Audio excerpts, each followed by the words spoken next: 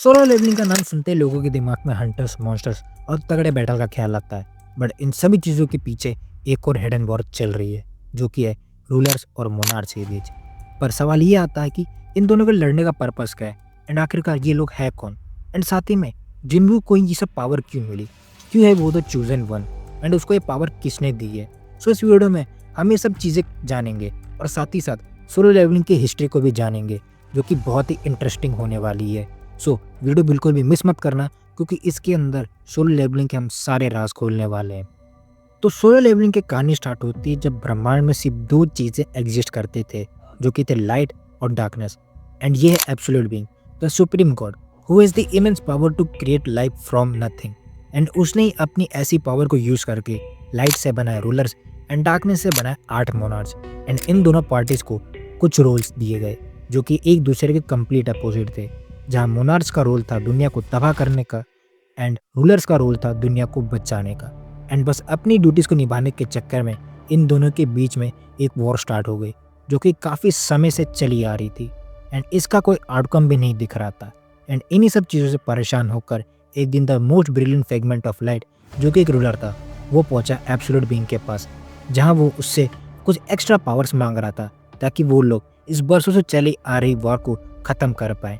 And in fact वो ये भी कहता है कि आपकी थोड़ी सी पावर्स और हम मोनार्च के सर आपके कदमों में डाल देंगे।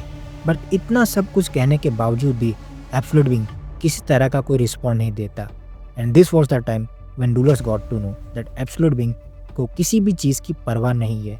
वो बस खुद को एंटरटेन कर रहा है हम लोगों को लड़ते मरते देख, एंड वो बस हमको यूज़ कर रहा है अपने एंटरटेनमेंट के चक्कर में।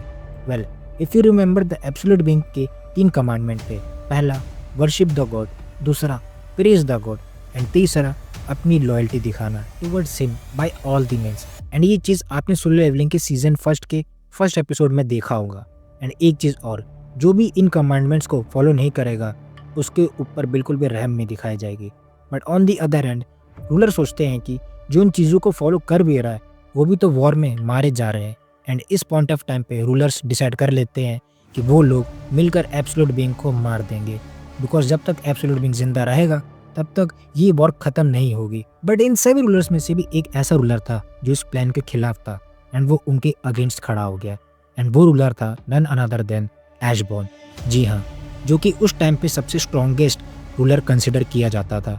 बट एशबॉर्न उनके सामने नहीं टिक पाता, बिकॉज वो लोग काफ़ी थे एंड उनकी आर्मी काफ़ी बड़ी थी।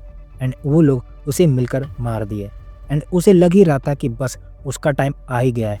बट तभी कुछ अनएक्सपेक्टेड चीज़ होती है और एशबॉर्न फिर खड़ा होता है। एंड देन हमें पता चलता है कि एब्सोल्यूट बीइंग ने एक स्पेशल पावर उसके अंदर छुपाई होती है, एंड वो थी एराइज की पावर। जी हाँ, जिसे बोलकर वो खुद को ज़िंदा करता है, एंड जो भी उस वॉर में लोग मरे होते हैं उनको भी ज़िंदा कर लेता है इन दी फॉर्म ऑफ शैडो। फिर वो अपनी न्यू फॉर्म और न्यू आर्मी के साथ एब्सोल्यूट बीइंग को बचाने जाता है।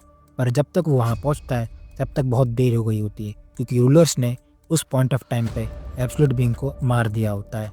देन रूलर्स एब्सोल्यूट बीइंग के बनाए हुए कुछ टूल्स को यूज़ करते हैं मोनार्च के खिलाफ। एंड उनका सबसे पहला टारगेट बनता है लीगाई, ए मोनार्च ऑफ जेनेसिस, जिसे रूलर्स चैन में पकड़ के अपना हॉस्टेज बना लेते हैं। एंड अब इस टाइम पे रूलर्स काफ़ी ज़्यादा पावरफुल हो गए होते हैं एंड मोनार्च काफ़ी ज़्यादा कमज़ोर, जिसका फ़ायदा एशबॉर्न उठाता है और वो मोनार्च के साइड हो जाता है। एंड यहाँ उसे मिलता है उसको उसका नया नाम, दी शैडो मोनार्च। एंड अब मोनार्च को उनकी खोई पावर वापस मिल गई होती है, एंड वो लोग एक बार फिर से वॉर में इंडल्ज हो जाते हैं। But no matter what, war में किसी भी साइड का सोल्जर मरे उससे सबसे ज़्यादा फ़ायदा होता था एशबॉर्न को, बिकॉज जो लोग भी वॉर में मर जाते थे वो उनको अराइज करके अपने शैडो आर्मी में कन्वर्ट कर लेता था। एंड अब एक पॉइंट ऑफ टाइम पे उसकी आर्मी इतनी ज़्यादा पावरफुल हो गई होती है जिससे रूलर्स और यहाँ तक कि मोनार्च भी डरने लग जाते हैं, बिकॉज वो काफ़ी ओवर पावर हो गया होता है। इस डर की वजह से दो मोनार्च सीक्रेटली अपनी अलायंस बना लेते हैं और एशबॉर्न पर हमला कर देते हैं। एंड उसकी आर्मी पर उसका बहुत ही ज़्यादा डैमेज होता है। बट एशबॉर्न वो दोनों को खूब दम भर मारता है, जिसमें से मोनार्च ऑफ बीस्ट वहाँ से भाग जाता है अपनी आर्मी को छोड़ के। बट डीमन किंग बैरन वहाँ एशबॉर्न के हाथों मारा जाता है। बट तभी एंट्री होती वहाँ रूलर्स की, जो कि सरप्राइजिंगली उसे लड़ने नहीं बल्कि अपनी गलतियों के लिए माफ़ी मांगने आए होते हैं। एंड इस वॉर को ख़त्म करने आए होते हैं। बट एशबॉर्न उस स्टेट ऑफ माइंड में नहीं होता है और वो उनके ऑफर को नेग्लेक्ट कर देता है और कहता है तुम लोगों ने मेरे मास्टर को मारा है एंड अब तुम चाहते हो कि मैं तुमसे हाथ मिला लूँ। ऐसा कभी नहीं होगा। अगर तुम लोग इतनी ज़्यादा डेस्परेट हो इस वॉर को ख़त्म करने के लिए तो तुम्हें मुझे मारना होगा। एंड एक चीज़ और बता दूँ आपको, इस टाइम पे रूलर्स इतने ज़्यादा कैपेबल थे कि वो मोनार्च ऑफ शैडो यानी एशबॉर्न को मार सके, बट वो ऐसा कुछ नहीं करते एंड वो उसे सॉरी बोल के वहाँ से चले जाते हैं। एंड ये सब चीज़ देखने के बाद वो डिसाइड करता कि अब वो वॉर में पार्टिसिपेट नहीं करेगा एंड अब वो थोड़ा आराम करने चले जाएगा। मीनवाइल वो ये भी सोचता है कि जैसे उसकी रिकवरी पूरी होगी वो अपना बदला बीस्ट मोनार्च से लेने ज़रूर आएगा। एंड जब तक उसकी रिकवरी पूरी होती है तब तक रूलर्स ने आधी से ज़्यादा मोनार्च की आर्मी को ख़त्म कर दिया होता है, बिकॉज एक बार फिर से पावर लेवल इम्बैलेंस हो जाता है जिससे काफ़ी मोनार्च डायमेंशन रिफ्ट में चले जाते हैं एंड एशबॉर्न भी वहाँ जाता है। एंड तब वो मिलता है किंग ऑफ ड्रैगन आंतरिस से, जो कि एशबॉर्न से लड़ने के बजाय उससे कहता है मिल के हमें काम करना चाहिए, because he knows bro is in whole different level and अभी वो लोग कोई फाइट करने के कंडीशन में नहीं है। एंड मोनार्च फिर से अपनी आर्मी बिल्ड करते हैं और उनका नया टारगेट बनता है डिस्ट्रक्शन का अर्थ। और जब तक रूलर्स को ये बात पता चलती है और जब तक वो अर्थ पे पहुंचते हैं तब तक सब कुछ खत्म हो गया होता है। वहाँ अर्थ वॉज टोटली मैस होता है। एंड अब कहानी में आता है एक बहुत बड़ा ट्विस्ट। जो अर्थ पर डिस्ट्रक्शन मची होती है उसे ठीक करने के लिए रूलर्स एब्सोल्यूट बीइंग के बनाए हुए एक टूल को यूज़ करते हैं जो कि होता है the cup of reincarnation. Rulers इसको यूज़ करते ही वो 10 साल पीछे कर देते हैं टाइम को एंड इस बार वो डिसाइड करते हैं कि इस बार वो वॉर को खुद संभालेंगे एंड ह्यूमैनिटी को ख़त्म होने से बचाएंगे। लेकिन जब वॉर का टाइम आता है तब फिर से एक बार ह्यूमैनिटी ख़त्म हो जाती है एंड वो फिर से कप का यूज़ करते हैं एंड टाइम को 10 साल पीछे कर देते हैं, बट रिजल्ट फिर भी वही आता है। नो मैटर कोई भी पार्टी जीते ह्यूमैनिटी बच नहीं पा रही होती है।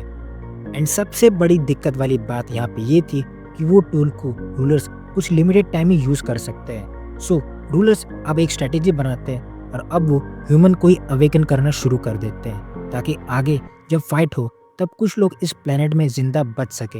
एंड एक चीज़ और, जो इस टूल का यूज़ होता है वो सिर्फ रूलर्स और मोनार्च पे ही अप्लाई होता है।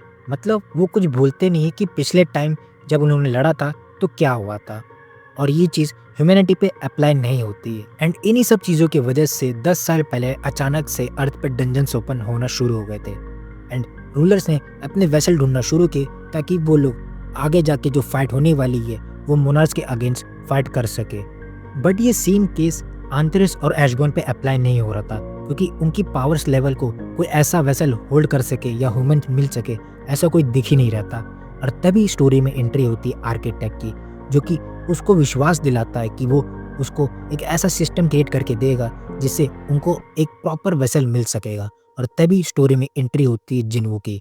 और एशबॉर्न को एक ऐसा कैंडिडेट चाहिए था उसके वेसल के रूप में जो मौत को एक बार नहीं बल्कि कई बार नज़दीक से देखा हो। एंड जिन्वू तो हमेशा ही मौत के आसपास रहता था। सो जो पहले एपिसोड में आपने देखा था कि उसको जो सिस्टम दिख रहा था वो आर्किटेक्ट का ही बनाया था एंड उसकी मदद से जिन्वू धीमे धीमे लेवल अप हो रहा था क्योंकि एक साथ वो पूरी एशबॉर्न की पावर लेने के लिए अभी कैपेबल नहीं था। सो वो धीमे धीमे डंजन्स और मॉन्स्टर्स को मार के अपने आप को लेवल अप कर रहा था एंड अब वो जाके इतना कैपेबल हो गया है कि वो पूरी एशबॉर्न की पावर को संभाल सके। सो बस यही था आज के वीडियो में जहाँ पे मैंने पूरी इंटायर सोलर लेवल की हिस्ट्री बता दी है एंड मैक्सिमम आपके सारे सवालों के जवाब भी आपको मिल गए होंगे। सो अगर वीडियो आपको अच्छी लगी है तो चैनल को सब्सक्राइब करिए, वीडियो को लाइक करिए और शेयर करिए एंड कमेंट करके बताइए कि वीडियो आपको कैसे लगी है। सो मिलते हैं आपसे किसी अगले वीडियो में, तब तक के लिए गुड बाय एंड सायोनारा।